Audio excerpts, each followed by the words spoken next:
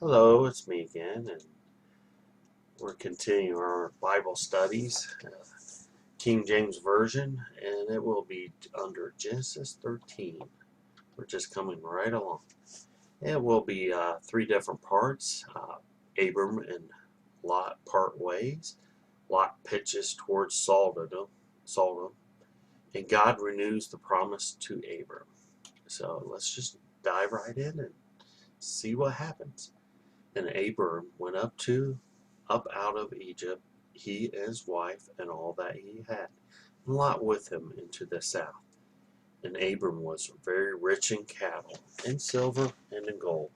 And he went on his journey from the south to Bethel, upon the place where his tent had been at the beginning, between Bethel and Hiah, unto the place of the altar which he had made there at the first, and Abram called on the name of the Lord. And Lot also went with Abram, had flocks and herds and tents, and the land was not able to bear them. There they might dwell together, for their substance was great.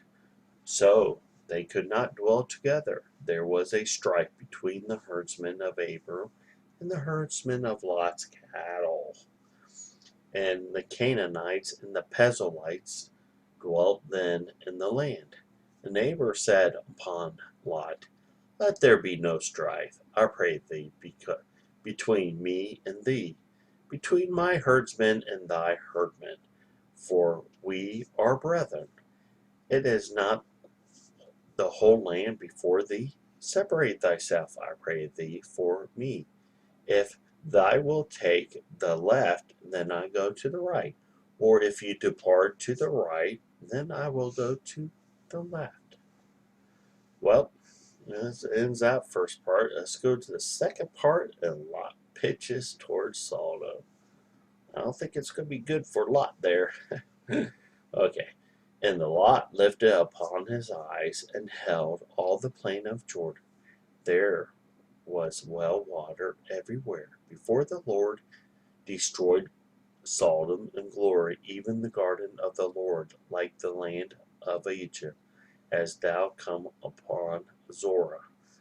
Then Lot chose him all the plain of Jordan, and Lot journeyed east, and they separated themselves the one from the other. Abram dwelt to the land of Canaan, and Lot dwelt in the cities of the plain, pitched his tent toward Sodom. But the men of Sodom were wicked and sinners before the Lord exceedingly. So, okay, and God renews the promise to Abram.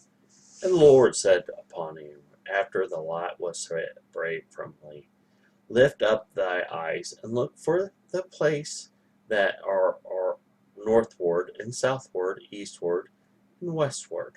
For all the land seedless to thee will give it, and thy seed forever. And I will make thee seed the dust of the earth, so that if a man can number the dust of the earth, then shall the seed be numbered. Arise and walk through the land in the length of it and in the breadth of it, and I will give thee. And Abram removed his tent and came and dwelt in the plain of Moriah, which is Hebron, and which is the altar unto the Lord. Well, this ends Genesis 13. And I hope you like it. And I'm kind of curious what's going to happen with Abram or Lot. I think there's something bad going to happen to Lot. Doesn't sound too good. So I guess we may find out in Genesis 14 or 15. Well, stay tuned.